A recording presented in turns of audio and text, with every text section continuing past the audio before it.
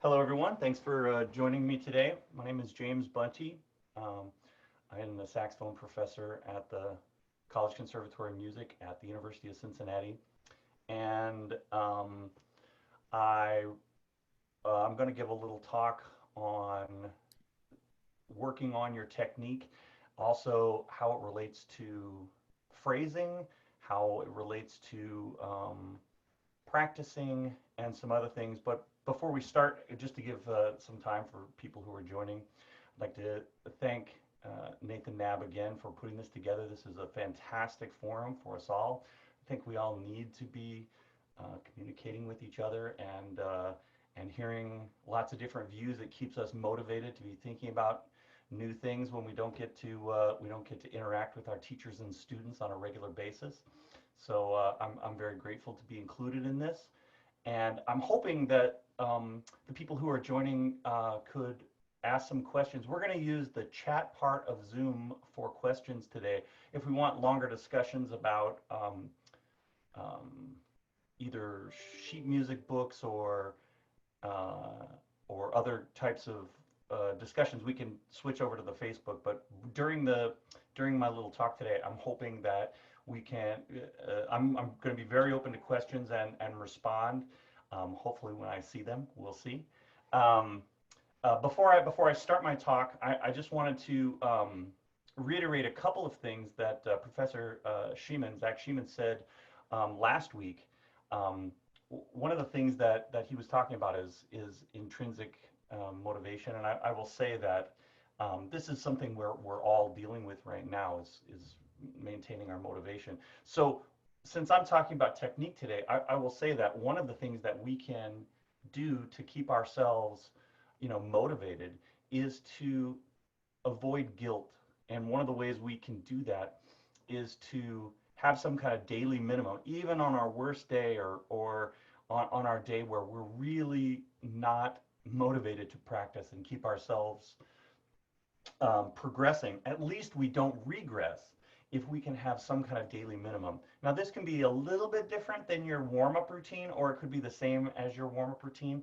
I would say that if you are, and everyone's different, I'll just tell you a little bit about my daily minimum.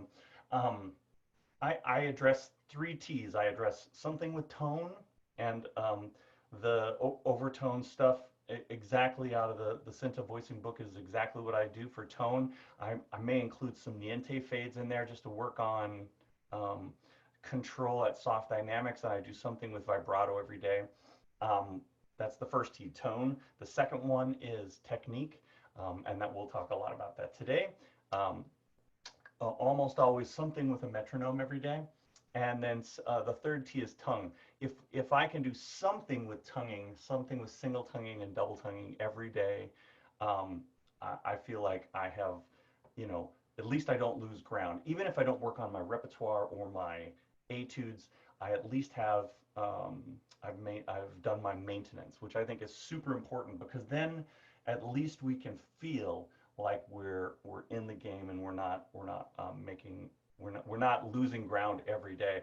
And what I find, and I'm sure everyone's different, but what I find is that if I miss more than a couple days, then inertia builds up and I just have an even more difficult time getting the horn out to practice. So I cannot strongly enough recommend some kind of daily minimum, and mine is about 20 minutes. Everyone could be different. Your daily minimum could be 10 minutes or it could be an hour. Um, I can't tell you how many times I've been super exhausted. I have small kids at home.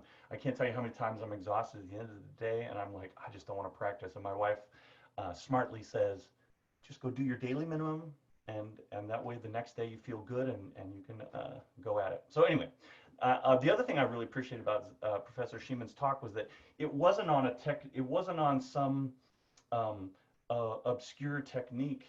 Um, it was on something he's personally working on, which is, by the way, is the same thing about my little talk today on technique and evenness and how to practice for better control over our time. It's something I'm constantly working on because I think it's just super important for how I'm in control of my own playing. So this stuff I'm going to give you today. A lot of it comes from my teachers, Tom Meyer and Rick Van Mater, so I want to make sure to give them credit. Um, but I will say that the uh, one of the things that I talk about a lot with my students is that if you're going to allow yourself to be an artist, if you're going to allow yourself to really express what you want to express through the horn, you have to have control of everything. You have to have control of your um, you have to have control of your sound, control of your vibrato, control of intonation, control of your tone color. You have to have control of your fingers, and that's what we're going to talk about today. You have to have control of your time feel, your technique, your evenness, even how hard you press the keys. All of those things are part of our medium as artists, and we have to have control over them. You couldn't imagine you couldn't imagine a master artist who's a painter not having perfect control of every part of their brushstroke technique. So that's what we're talking about today is some maybe deeper thought into um, the finger technique. Also, I will say that this is something I'm talking about with my students while we're on this hiatus of in-person teaching, is that this is a chance for us to dive deeper on some fundamental things like tone production and technique that maybe during the school year, when we have that constant pressure of quartet performances and solo recitals and boards and band concerts and competitions, that we don't always have time to address these things. So this is a good time to do a little bit deeper dive into some of these things. Um, and one of the things that I often talk with my students about, which I'm surprised that I don't hear people talking about more, is that time feel relates to phrasing.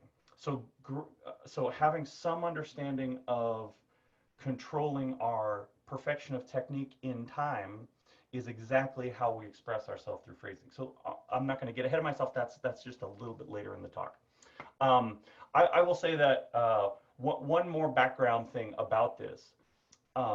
If you have a chance to talk to some more experienced musicians, the thing that I always am thinking about is how when I'm lucky enough to play with fantastic musicians in a quartet setting or in the symphony or wherever, even big bands, um, the thing that separates really fantastic highest level musicians from very good musicians is the time feel. And that's it's an amazing thing when I'm playing scales with my students with a metronome.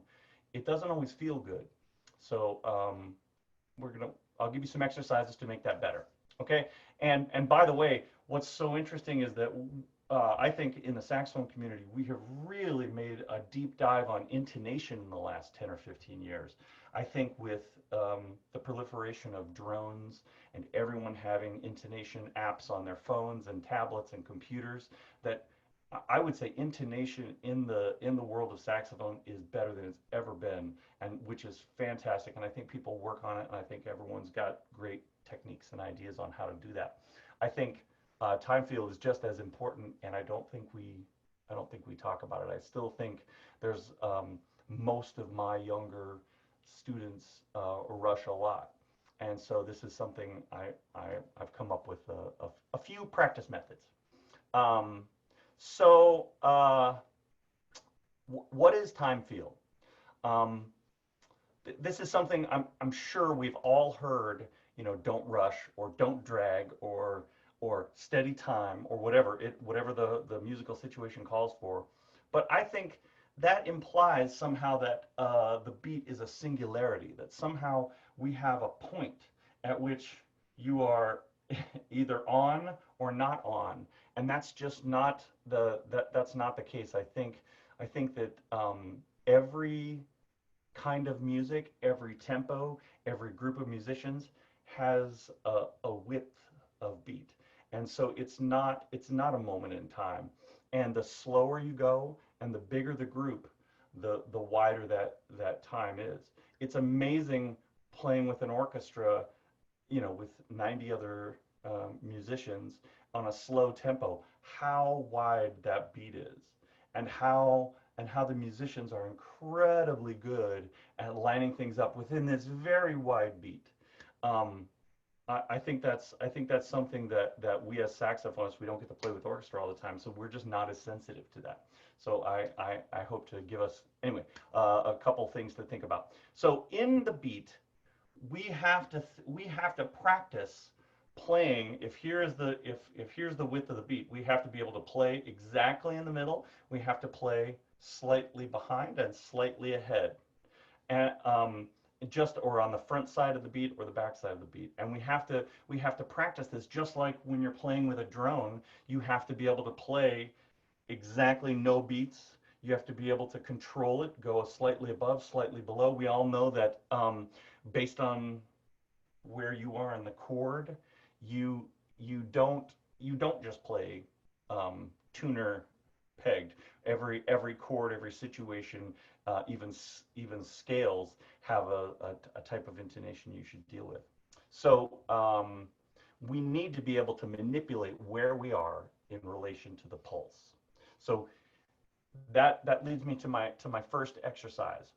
Um, so we're gonna talk about how to practice different parts of the pulse. But I would say, no matter what, your first um, your first practice technique for technique should always be slowly perfectly. We all know that, but that means exactly with the metronome, as slow as possible to get it exactly right.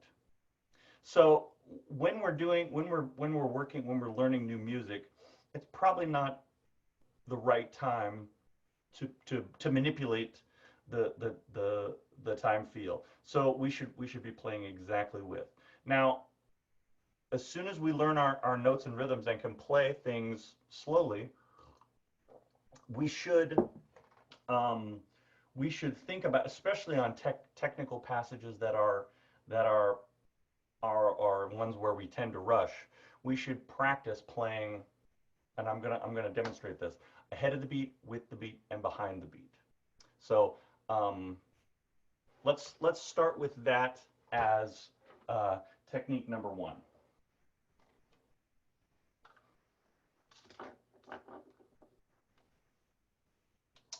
And I'm going to lower the mic so that hopefully there won't be any clipping and you'll still be able to hear me. I'll rely on Dr. Nab to tell me if it's too low. Okay, so I'll speak a little louder just when the mic is on low. So what I'm going to do is I'm just going to play a very simple pattern so that we all can hear it. I'll literally just play a quarter note scale, something that's so slow that you'll be able to hear it very clearly, I hope. So this is, I'm going to play ahead of the beat, rest, play with the beat, and play behind the beat, and hopefully you'll be able to hear it.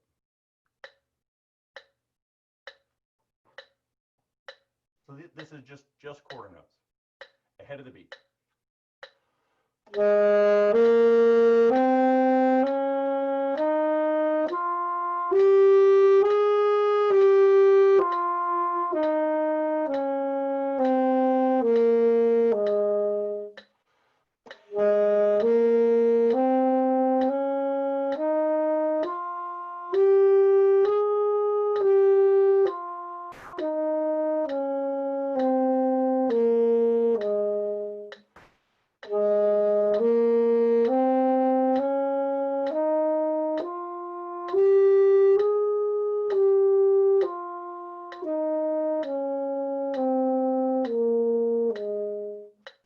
Okay, now at that tempo,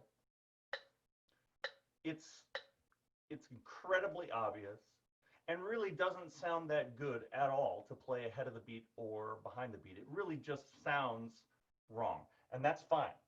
So what I'm going to show you is that as you increase the tempo, you'll hopefully notice that um, the with the beat and the slightly behind the beat um, are hold on. Okay, I'm being told to turn it down slightly. I'll do that. The playing behind the beat actually starts to sound better um, than it does ahead of the beat. We all know the sound of rushing. So hold on, I'm gonna try this one more time.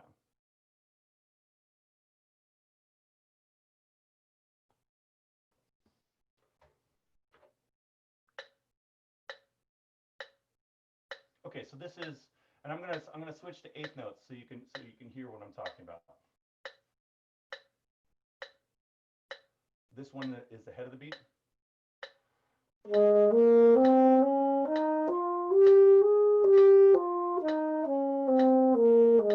That one is the hardest for me to do. It feels terrible. Here's with the beat.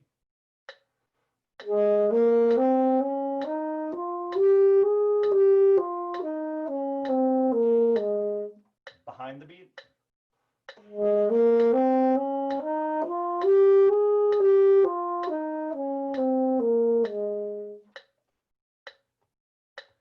In these incredibly simple, in these incredibly simple passages, of course, this is something we all can do, we all can hear. This is very easy to recognize. As we play more complicated things, as we're playing etudes and actual passages from the pieces, our repertoire, you'll notice that this becomes more and more difficult. So I also want to present, and I'll post a couple of these things too. But I always want to be thinking about more problem-solving techniques as well. If you're playing an incredibly complicated passage, you have to also, when you're playing slowly, figure out what is causing the problem, what is causing us to rush or get behind the beat or whatever it is. And so you have to also be a problem solver. And when you deal with that, this is something we're actually pretty good at, I think, as pedagogues and students is trying to problem solve and figure out where our fingers are having problems. Then we have to learn to control them and play more evenly. So let me show you two other things that you can think about. And what I want to do is I want to play a little faster and show you how it sounds to play. It doesn't matter. I'll just pick some random thing. I'll play the opening of Creston or something and play it ahead of the beat, with the beat, and behind the beat, so you can hear what I'm talking about. Okay, I'm lowering the mic.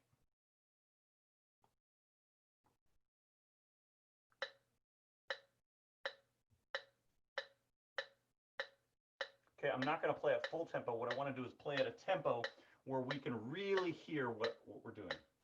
So when we're so I want you to listen to how different it sounds to play ahead of the beat.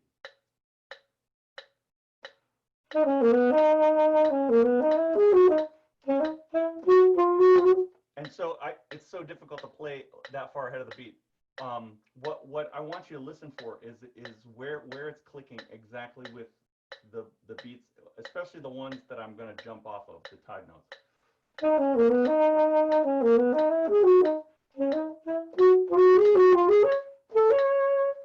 So you hear how far ahead that is? That sounds like every high school student who has been learning this piece for 6 months, plays it with a metronome, but doesn't play it exactly in time. So now I'm going to try to play it exactly with the beat.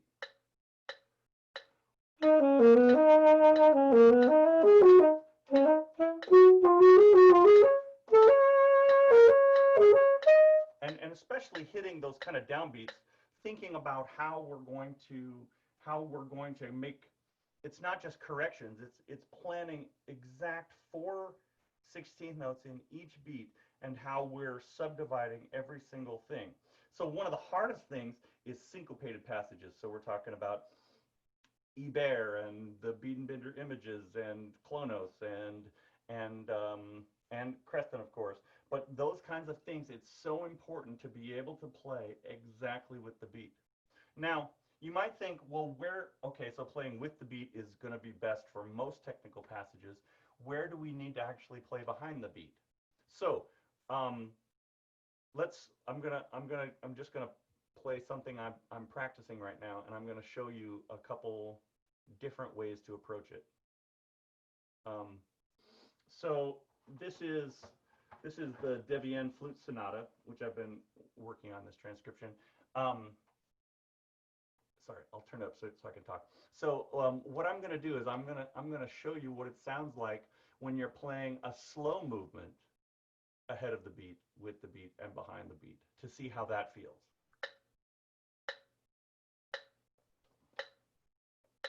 So this is the Adagio from the Debian flute sonata.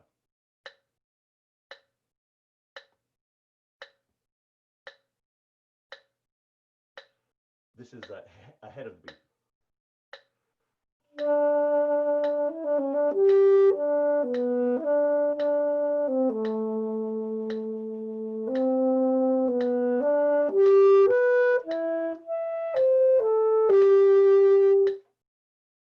So you can hear how uncomfortable that feels.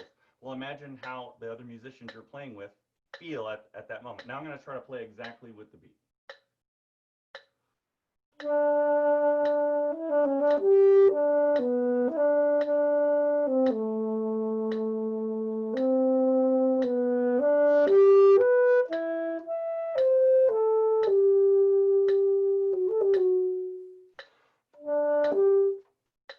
got a little behind there at the end because that's my natural reaction. Now I'll play slightly behind the beat sometimes and see how that feels.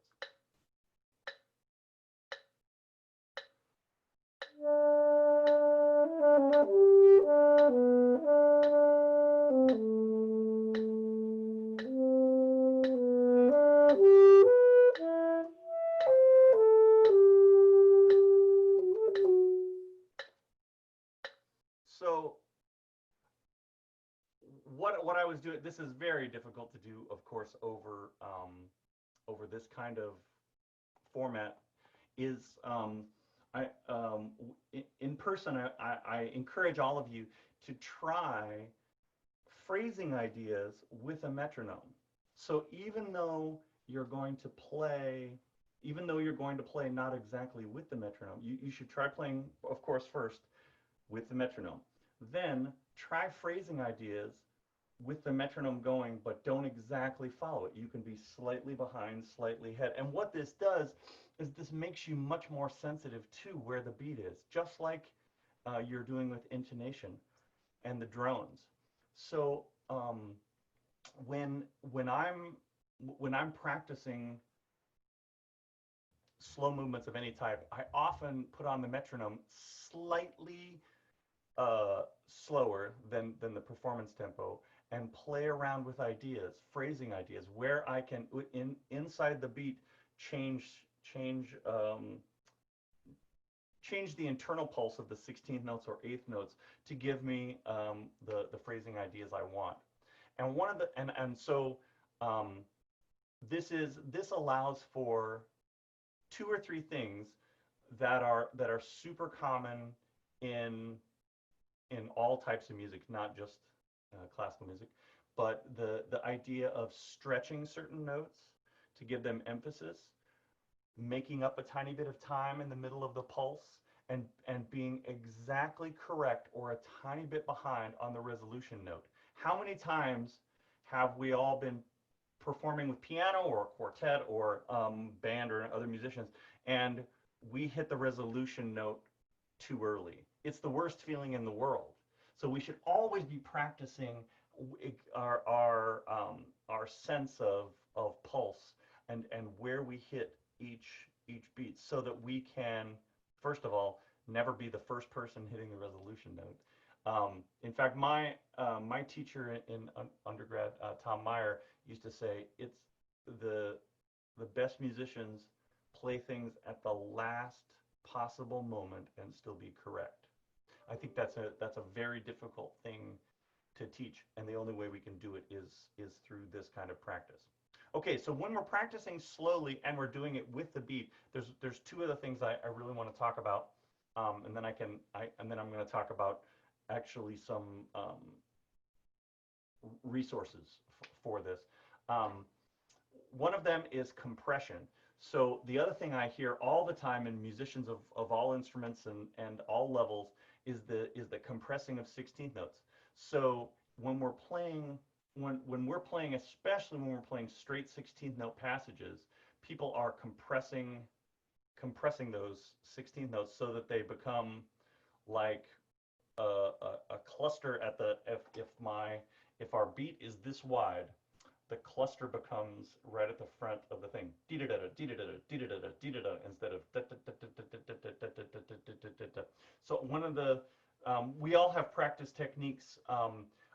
This is not about all of the different practice techniques, but you should do all of those techniques and be thinking about your pulse, whether it's the changing rhythms that I think a lot of people know about that. If you don't, I'll post an example of what changing rhythms are.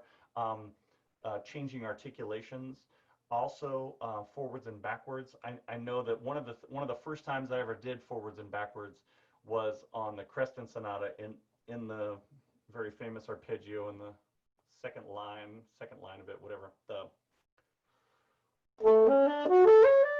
Sorry, it's too loud still.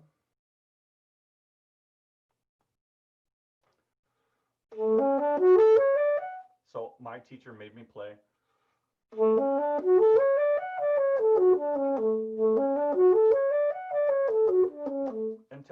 Until it was perfectly even both directions, and I took that from 60 all the way to 126. So forwards and backwards, changing rhythms.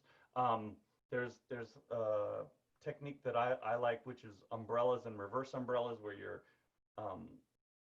the umbrella part is where you're starting on the first note, and then you're taking the umbrella and playing the next 3 notes of the next 4 notes or the next 6 notes, and you just keep adding on. Or you get to the resolution note and then you work backwards, playing 2 notes to the resolution note and 4 notes to the resolution note, all the time thinking about your pulse.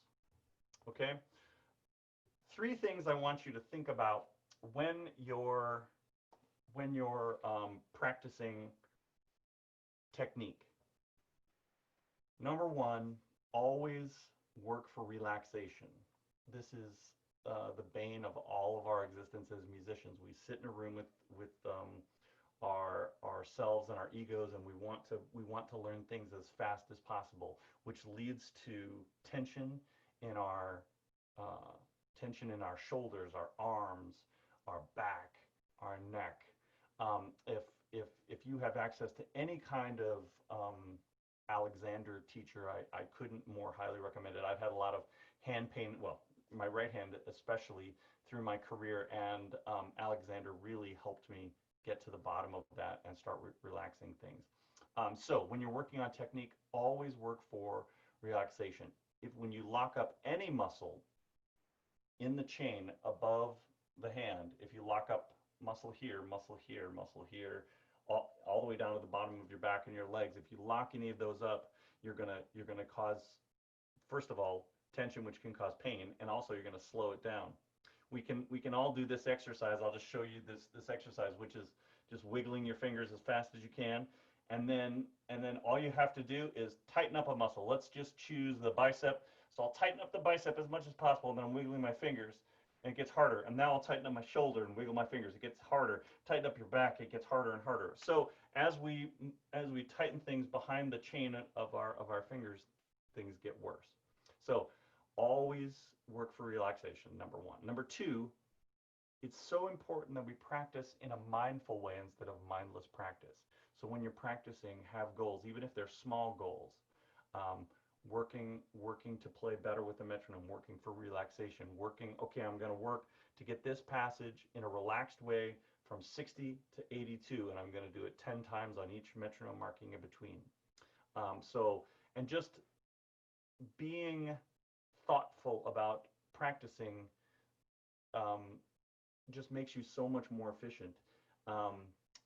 In this time where we actually might have more than an hour or 2 a day to practice, I think this is a great time to develop some good habits about efficiency and how, especially not just playing through things to play through them, although we all need to have fun as well. But this is a great chance to get some habits working for mindful practice.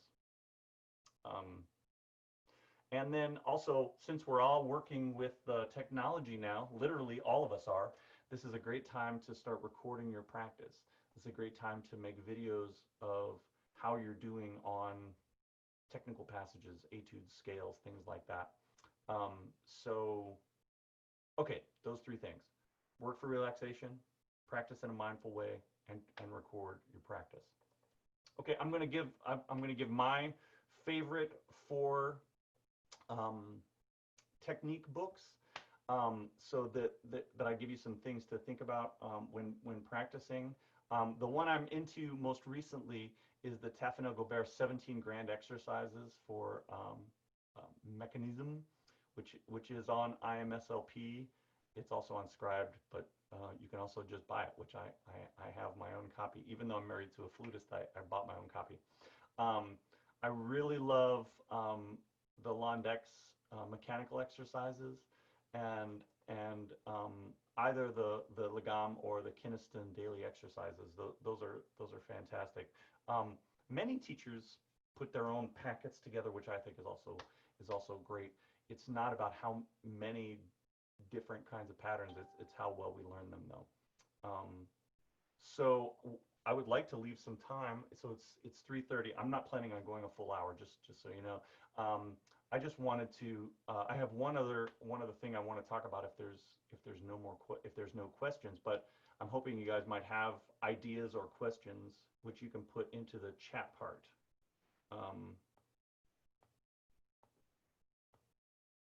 Are there any group chat ideas? Maybe you could tell me what etude or exercise books work best for you for technique.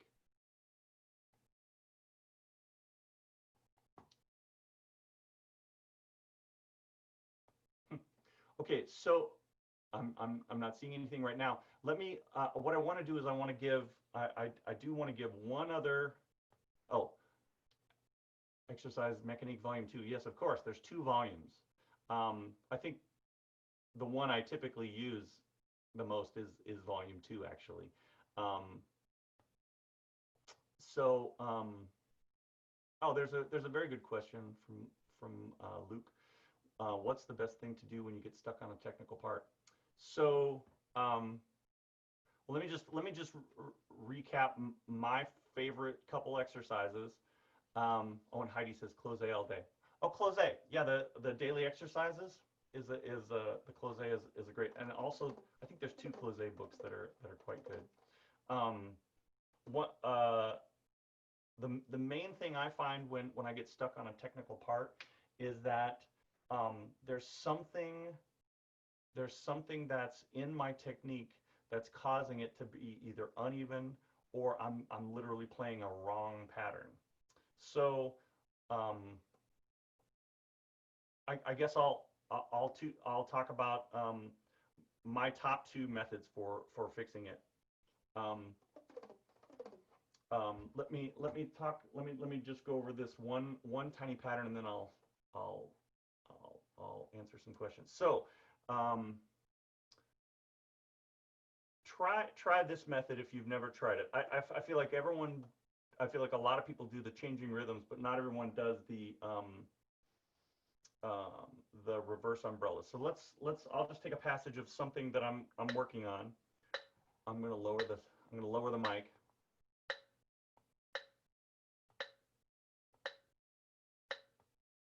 Okay, so the pattern is, let me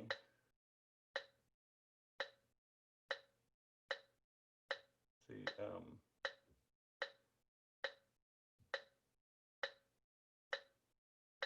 The pattern is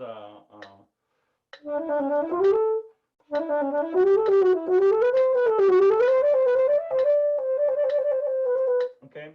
So one of the things we can do is start at the end. Then we play 4 notes before there. Okay. Then you can do that 10 times and then go back to the next beat. Then that's called reverse umbrella. So if you haven't tried that one, I think that's a fantastic one. Does anyone, just speaking about practicing technical passages, does anyone have a book out there about technical exercises? Okay, so I'm gonna try a couple other questions here. How do you work on stretching pulse? This is from Alex Dietz. How do you work on stretching pulse when working with other musicians? Well, I think the most important thing is being able to slow it down to where you can hear where you are within the pulse, um, and take turns being the metronome in the in the group. So if you're working with a quartet, maybe one person is they stay in time. In fact, you can even put a metronome on them where everyone else has to be exactly with them. Then that person needs to stretch pulse, and the other people need to be zoning in on them, listening just to one musician. Then everyone's in charge of it. The other thing you can do is talk about as a group how the progression of stretching pulse needs to be. If it's stretching pulse to get to a cadential moment, you need to think about the logical progression of that, meaning that you can't just suddenly get slower. There has to be like some kind of logarithm or to get to the last pulse. So you have to just play that. And I find that actually being that you can't do a lot of metronome work, unfortunately. What you really need to do is slow down and play with the time at the slower tempos. Um, let's talk about let me address. I can write some answers to some of these too. Um, I like this question. Well, I'll answer two questions. One is from Austin Sparks that says, "Oh, this is that's a private one. I'll answer that one later." This one is from Gary Wisgo or Wisgo. What determines when to play ahead, on, or behind the beat? I think this is a great opportunity to listen to some of your favorite recordings and listen to when. I mean, I've been listening recently to Martin Frist, famous clarinetist, and how he manipulates time is genius. When he's playing exciting up-tempo things, he'll often push the beat just a little bit to make it even more exciting. There's a time for that kind of front of the beat excitement that time field brings. Whereas I think there are more relaxed types of music that need a pulse on the backside of the beat. For example, tangos, um, slow movements, um, or just relaxing when you are hearing things that are maybe getting away from you. This is a wonderful idea to. There's a wonderful way to work on playing with other musicians where you kind of dial it back or be in the middle of the beat or slightly behind and try to regain the center of the pulse for a quartet, for example. So I like to think about those kinds of things when I'm playing chamber music. How am I helping the how am I helping the artistic goal of the entire group with my technique and time feel? There's a lot of great etude books in here, so maybe I'll make a master list. Um, um, okay, so I'm not sure if you talked about this, but I feel like I lift my fingers a lot and press the keys down real hard. So the number one technique that I learned from both of my teachers, and I'm gonna have to stand up slightly to show you this, um, is close contact slow scale practice. And you don't even need to be playing to practice this, although it helps. So I'm gonna turn it down and I'm gonna show you and you can do this on any pattern. It doesn't have to be a scale. But the idea is that if you're playing a scale, it's not focusing. Hold on. There, I'll back up. If you're playing a scale, see if you can play it slowly enough to never leave the keys. It's called close contact scales.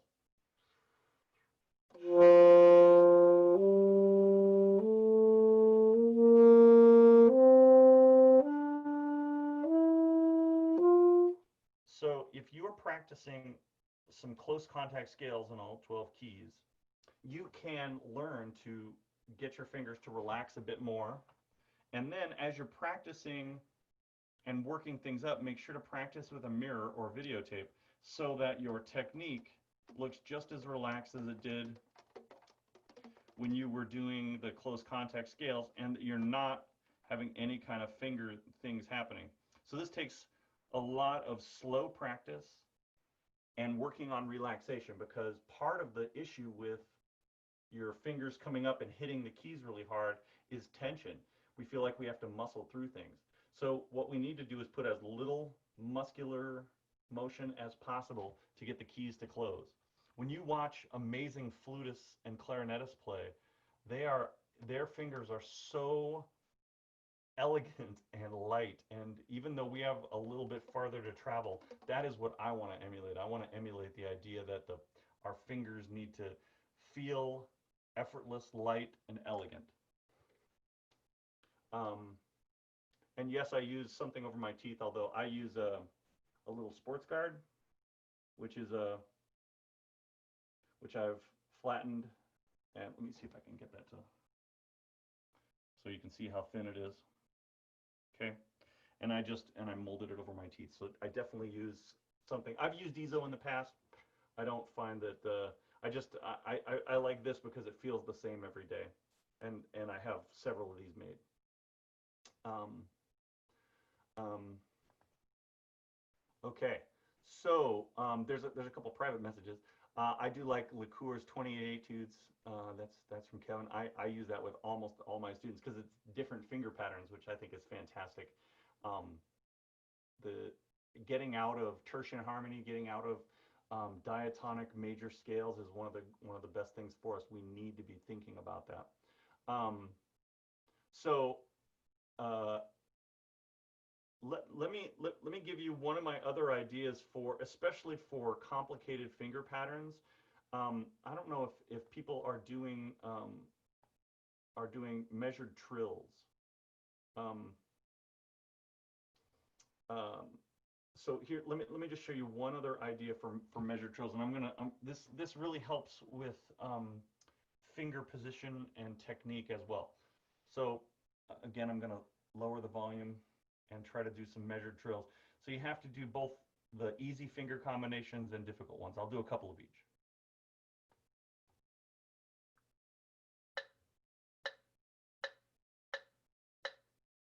So the basic finger trills, hold on, are just you start at the bottom of the horn.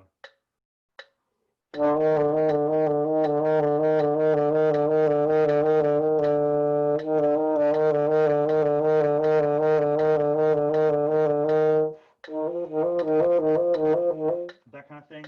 Then you have to do the difficult trills, and I'll turn so you can see at the, all the combinations that are just really hard. And probably good to slow them down.